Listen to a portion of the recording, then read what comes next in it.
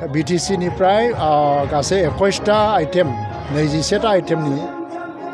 GI टेगनि application होनाय दंमोन आरो बे GI टेगनि एप्लिकेशन होनाया दा अलमोस्ट जाजोब्बाय 21 नि गेजेराव आर'नाइया मोनसे जौ गोराना मोनसे आरो बर'नि जौ गोरान बेखौ GI मोनदों होननानै बे GI खौ बोरै बाहायनांगौ बेनि माखासे सिस्टेम दङ दा जोबोद मोनसे मोजां खौरां दासिम अफिसियेलि अबयसे कुनु दासिम बेखौ सेलेब्रेट खालामनाय बा माने आगोलाव 13टा आइटेमखौ अफिसियेलि सेलेब्रेट खालामनाय जादों दा काउन्सिलाव मा जगाजग जादों आं मिथिया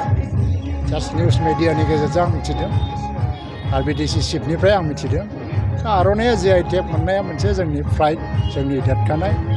आरो जोंनि आइडेन्टिटि बियो आरो जोंनि आइडेन्टिटिखौ आर'नाइया आरो गुवारसिनाव लांबावबाय सालबारियाव 4थि जि गायसनथाय सान बाहाय आंखौ लेंहरदों आरो माखासे माने बिजाब बेखेवनो होदों आरो गाहाय आलासि हिसाबै बिबुंथि लाखिनो होदों आंनि खावलायनाया बेनो जे बियो मोनसे कालचार लिरनाया आरो जों माने मोनसे आड्डानि गेजेरजों समाजाव मोनसे चेन्ज लाबोनांगौ जोंनि थट प्रसेसआव लाबोनांगौ थ' लिटारेचारनि स्टेन्डार्डखौ डेभेलप खालामनो नाजानांगौ जों बाहाय गेट टुगेदार जानानै गाव मा सानो जों बेखौ जों माने प्रेजेन्ट खालामलायबाय थानायावल' बेस्थ' थायालासिनो जोङो जोंनि बे ओनसोलनि राइटारफोरखौ मुलुगनि थुनलाइनि सोमोन्दै मिथिनायनि सुबिदा होनांगौ आरो बेबायदिजोंब्लासो बेबायदि आड्डाफोरनि थांखिफ्रा जाफुङो आङो गाहाम हामलायनाय जासियो थुनलाइयारि आड्डानो आरो आंखौ लेंहरनानै बाहाय खाबु होनायनि थाखाय आंबो मोजां मोनबाय साबायखर जासिबाय आरो इयुनावबो खाबु मोनोबा आं फैगोन खिन्थु जिहेतु जोंनि गेजेराव समाजाव माखासे थाखोमानानै थायो गोबां टेलेन्टफ्रा राइटार थुनलाइगिरिफोर आरो जेब्लासिम बियो मोनसे प्लेटफर्माव फैया कालचाराव फैया बे र' थुनलाइ जानानै थायो र' लिटारेचार आरो बेबायदि आड्डाया जाहैबाय र' लिटारेचारफोरखौ पलिश खालामनानै सोदांनानै मोजां लिटारेचार मोजां थुनलाइयाव दावगानायनि खाबु होनाय साननैसो सिगां माखासे बर'नि आर'नाइ आरो नाफाम बायदिसिनाफोरा GI टेग मोननो हादों मा बुंनो BTC निफ्राय गासै 21टा आइटेम 21टा आइटेमनि GI टेगनि एप्लिकेशन होनाय दंमोन आरो बे GI टेगनि एप्लिकेशन होनाया दा अलमोस्ट जाजोब्बाय 21 नि गेजेराव आर'नाइया मोनसे जौ गोराना मोनसे आरो बर'नि जौ गोरान बेखौ GI मोनदों होननानै बे GI खौ बोरै बाहायनांगौ बेनि माखासे सिस्टेम दङ दा जोबोद मोनसे मोजां खौरां दासिम अफिसियेलि अबयसे कुनु दासिम बेखौ सेलेब्रेट खालामनाय बा माने आगोलाव 13टा आइटेमखौ अफिसियेलि सेलेब्रेट खालामनाय जादों दा काउन्सिलाव मा जगाजग जादों आं मिथिया जास्ट निउस मिडियानि गेजेरजों आं मिथिदों आरो BTC चिफनिफ्राय आं मिथिदों आर'नाइया GI टेग मोननाया मोनसे जोंनि प्राइड जोंनि देरगानाय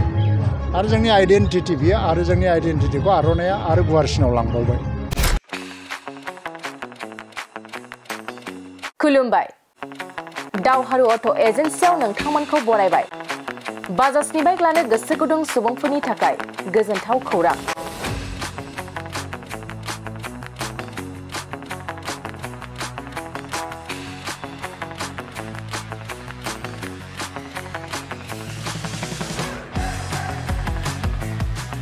क'क्राझार सहराव थानाय दावहारु अट' एजेन्सिया नोंथांमोननि थाखाय फैगौ अक्ट'बरनि 2 खालारनिफ्राय 7 खालारसिम फुजा धामाका अफार्स लोगोसे मेगालन काम एक्सचेन्ज मेला खुंफुंगोन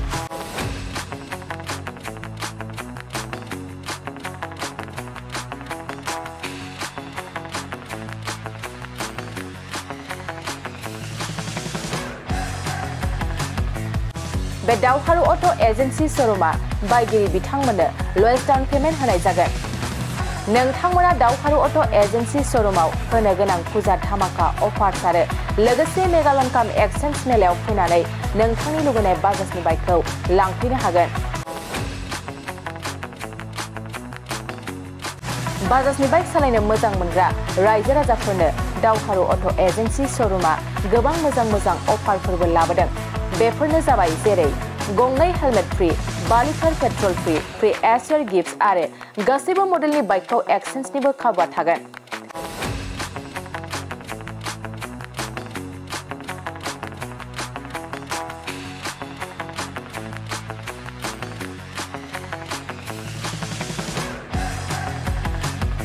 500 रां होग्रोनानै गोसोबादि बाइकखौ आवग्रिना दोननो हानायनि खाबु दं। गोनांथार मिथिहोबावनाय बायगिरि बिथांमोना स्मार्ट वाच, इयारफन, बेग आरो ब्लेंकेट बेफोर मोनब्रै प्राइसफोरखौ जायखिजाया मोनसे बासिना लानो हानायनिबो अफार्स थागोन। लोगोसे दावहारु अट' एजेन्सि श'रुमा मोजां खाबुबो होबावदों। बाइक बायगिरिफोरनो फ्रि लटारि कुपन हरनाय जागोन आरो लटारि कुपनाव जाखाङोब्ला first prize smart TV, second prize washing machine आरो थार्ड प्राइज रिफ्रिजारेटर बेफोर मोनथाम प्राइजफोरखौ जोबथा साननि थाखाय लन मेलायाव हरनाय जागोन। अब्ला मानोथो गोबाव खालामनो, नोंथाङाबो दावहारु अट' एजेन्सि श'रुमाव होनो गोनां बैफोर खाबुखौ लादो। आबुङै मिथिबावनो थाखाय 8822018193 600003999187 जानबुं नाम्बाराव खौरां लाहरनो हागोन।